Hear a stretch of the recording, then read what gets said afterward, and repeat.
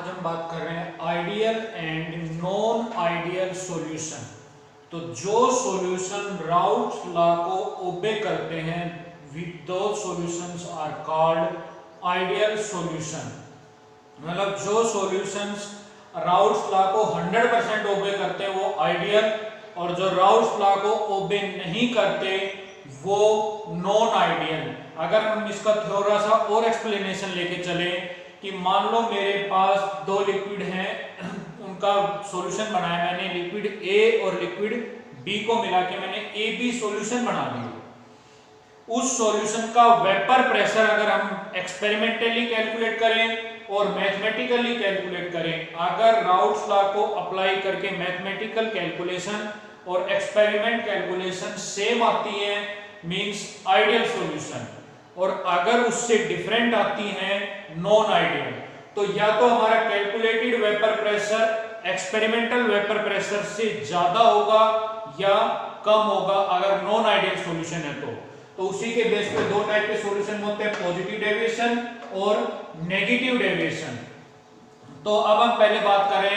कि ideal solution और non ideal में बेसिक डिफरेंस क्या है, कॉन्सेप्ट कहां पे मिस हुआ राउट से कि जिससे राउट्स लॉ फेल हुआ, मींस हमारा नॉन आइडियल सॉल्यूशन ओरिजिनेट हुआ। तो राउट्स लॉ ने एक अजम्पशन या एक पॉइंट लेके चला था कि प्योर लिक्विड ए, मान लो मैंने ए और बी दो को मिक्स करके सॉल्यूशन बनाया, तो ए के कंपोनेंट्स के बीच में जो इंटरमोलिकुलर फोर्स ऑफ अट्रैक्शन है और बी के पार्टिकल्स के बीच में जो फोर्स ऑफ अट्रैक्शन है, same force of attraction generate होता है हमारा दोनों को मिक्स करने पर, मींस ए के पार्टिकल्स और बी के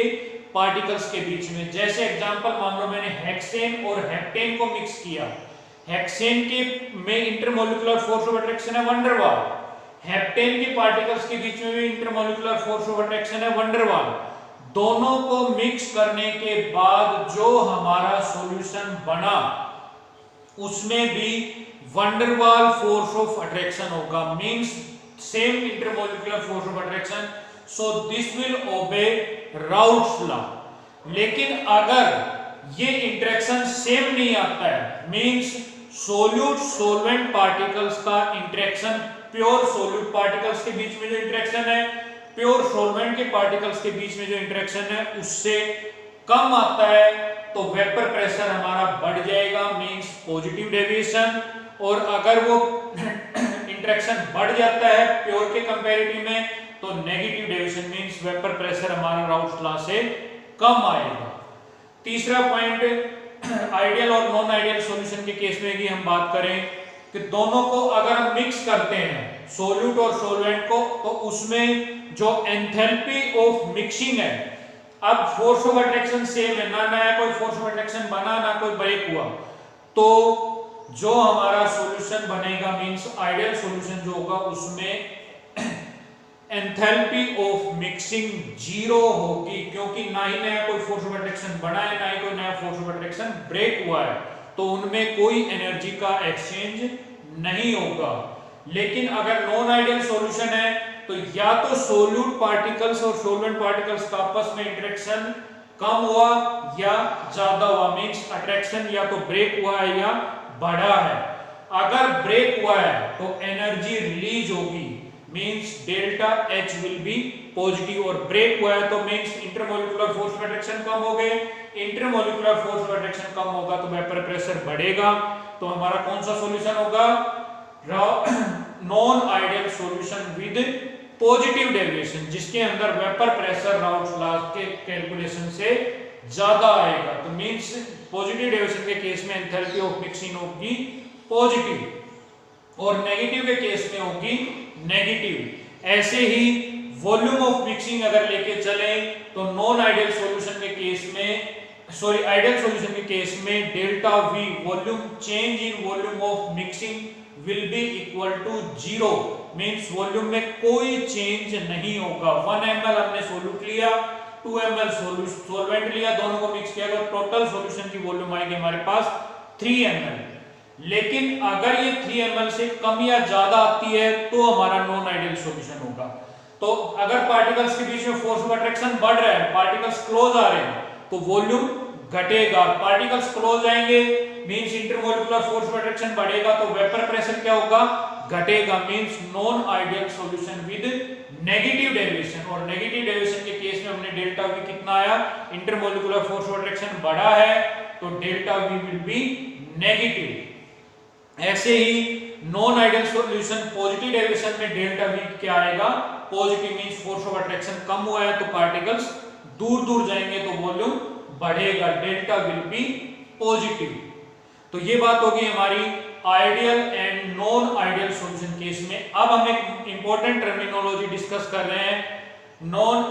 आइडियल और नॉन आइडियल के केस में। तो उससे पहले मैं यहाँ थोड़ा सा ग्राफिकली इनको एक्सप्लेन कर रहा हूँ कि ये हमने आइडियल सॉल्यूशन का ग्राफ बनाया है, ये non ideal solution with positive deviation, ये non ideal solution with negative deviation. तो पहले हम बात कर रहे हैं आइडियल सॉल्यूशन के केस में। यहाँ पे हमारा मोल फ्रैक्शन A का 0 है, B का 1 है, मींस यहाँ पे प्योर B है और यहाँ पे इस पॉइंट पे प्योर A है, क्योंकि मोल फ्रैक्शन A का 1 है, B का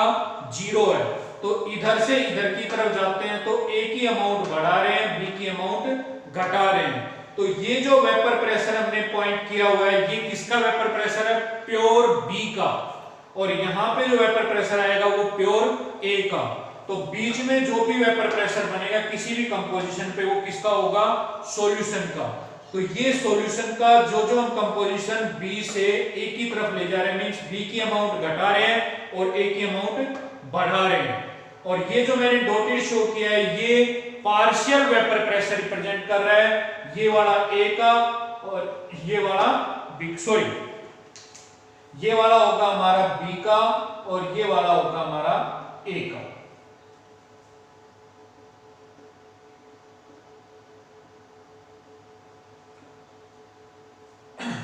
तो ये तो बात हो गई हमारी आइडियल सॉल्यूशन की जो 100% राउल्स लॉ को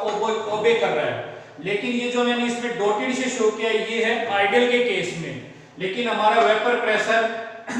राउल्स लॉ के कैलकुलेशन से ज्यादा आ रहा है तो अपर साइड में ग्राफ जाएगा, means non ideal solution with positive deviation. और ऐसे ही नॉन आइडियल सॉल्यूशन के इसमें हमारा किस तरफ जाएगा, राउल्स लॉ से कम की तरफ जाएगा, तो नीचे की तरफ ग्राफ आएगा। डॉटेड मैंने यहाँ पे आइडियल सॉल्यूशन का रिप्रेजेंट किया हुआ है। अब हम बात कर रहे हैं यहाँ पे एक टर्मिनोलॉजी एजियोट्रोपिक मिक्सचर। तो उसके लिए हमें उसके समझाने से पहले मैं एक चीज और यहाँ पे बात कर रहा हूं कि जब भी कोई सॉल्यूशन बनाते हैं दो लिक्विड का तो उनको कैसे सेपरेट करते हैं, by the process of distillation. Means हम उसको बॉईल करते हैं तो जिसका बॉइलिंग पॉइंट कम होता है वो पहले बॉईल होके आके उसके वेपर्स इकट्ठे हो जाते हैं, वेपर्स को कलेक्ट करके कूल डाउन करके अलग कर लेते हैं और उसके बाद कम वेपर्स आते हैं बी के, मींस उनके बॉइलिंग पॉइंट के डिफरेंसेस के बेस पे हम दो लिक्विड को मिक्स सेपरेट करते हैं। लेकिन कभी कभी क्या होता है, दोनों लिक्विड एक सिंगल बॉइलिंग पॉइंट पे बॉईल करना स्टार्ट कर देते हैं एक पर्टिकुलर कंपोजिशन पे। दैट कंपोजिशन या that mixture is called azeotropic mixture which behaves like a single liquid but actually it is a mixture। इस मिक्सचर को हम कहते हैं एजियोट्रोपिक मिक्सचर और कांस्टेंट बॉइलिंग लिक्विड्स। तो उसी को एक्सप्लेन करने के लिए मैंने यहाँ पे ग्राफ बनाया हुआ है।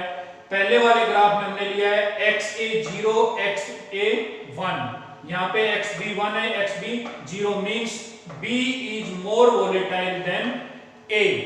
इसके केस में B का वेपर प्रेशर ज्यादा होगा और A का वेपर प्रेशर कम होगा। लेकिन अगर हम इसका बॉइलिंग पॉइंट निकालें, जो बॉइलिंग पॉइंट की डेफिनेशन हमारी कहती है, जो कॉन्सेप्ट हमारा बॉइलिंग पॉइंट का कहता है कि the temperature at which vapour pressure of liquid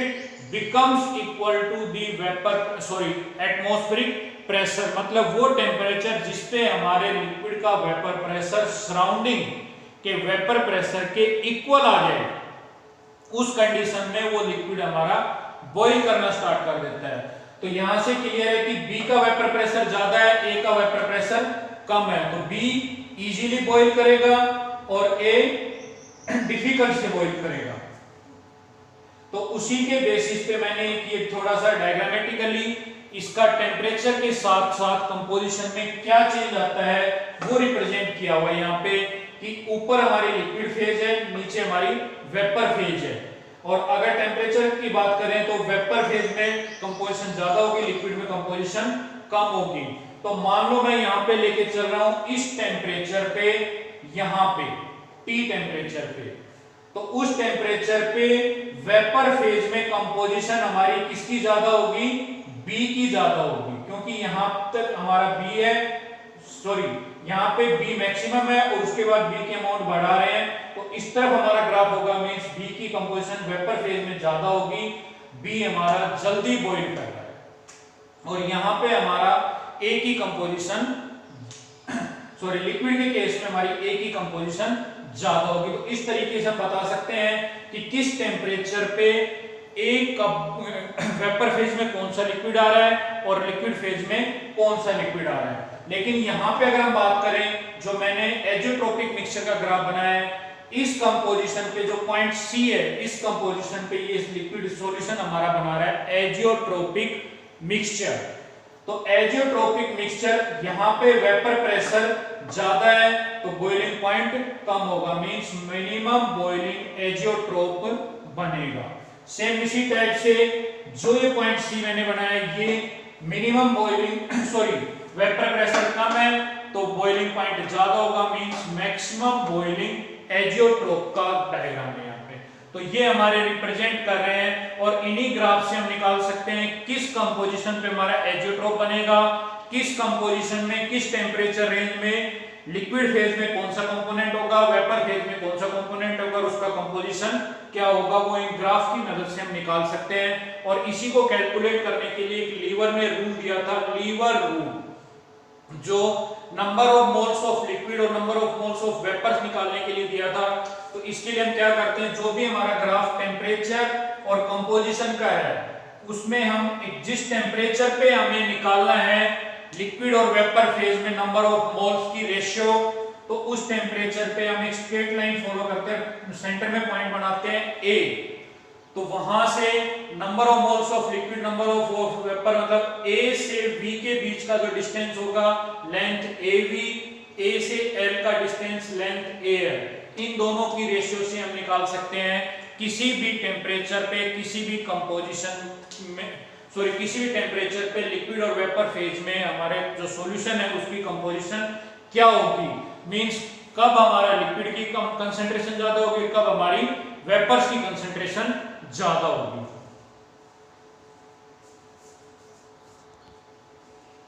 इसी आइडियल और नॉन आइडियल सॉल्यूशन के केस पे मैं एक IIT JEE का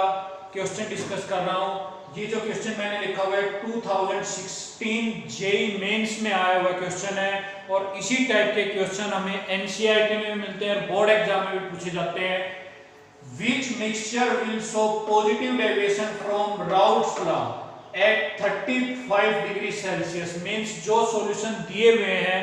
इनमें से कौन सा सॉल्यूशन है जो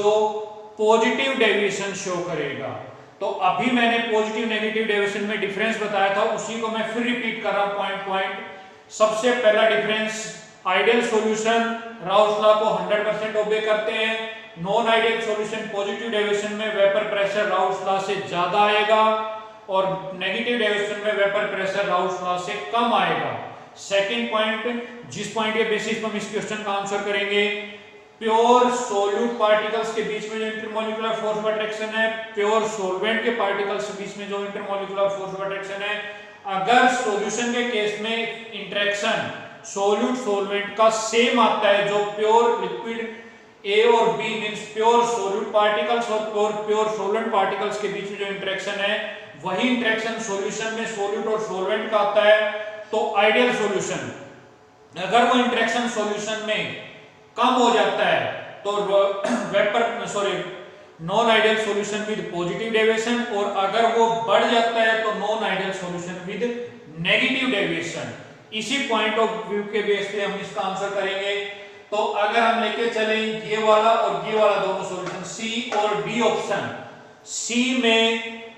जो बेंजीन है उसमें भी वंडरवाल फोर्स ऑफ अट्रैक्शन है और टोल्विन है, इसमें भी वंडरवाल फोर्स ऑफ अट्रैक्शन है, means same force of attraction है, तो सॉल्यूशन में भी वंडरवाल फोर्स ऑफ अट्रैक्शन ही रहेगा, मींस ये फॉलो करेंगे राउट्स लॉ को, तो ये होगा हमारा आइडियल सॉल्यूशन। सेम इसी टाइप से इसमें भी हाइड्रोजन बॉन्ड, इसमें भी हाइड्रोजन बॉन्ड, और सॉल्यूशन में भी हाइड्रोजन बॉन्ड ही बनेगा,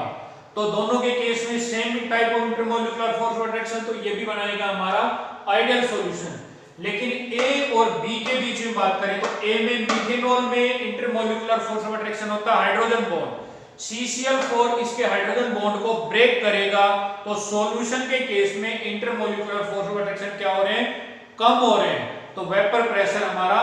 बढ़ जाएगा, तो ये पॉजिटिव डेविएशन शो करेगा। सेम इसी टाइप से एसीटोन जो है हमारा, इनके पार्टिकल्स के बीच में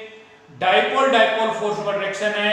जिसको ब्रेक करेगा CS2, जिसके अंदर वंडरवाल फोर्स ऑफ अट्रैक्शन है, मींस सॉल्यूशन के केस में इंटरमोलिकुलर फोर्स ऑफ अट्रैक्शन कम हो रहा है, तो वेपर प्रेशर बढ़ेगा, मींस हमारी ऑप्शन होगी ए और बी, दोनों के दोनों हमारे क्या बनाएंगे, non ideal solution with positive deviation. तो इस टाइप से हम इंटरेक्शन स्टडी करके निकाल सकते हैं कि कौन सा सॉल्यूशन हमारा आइडियल होगा, कौन सा नॉन आइडियल होगा, नॉन आइडियल में भी पॉजिटिव डेविएशन कौन सा शो करेगा और नेगेटिव डेविएशन कौन सा शो करेगा।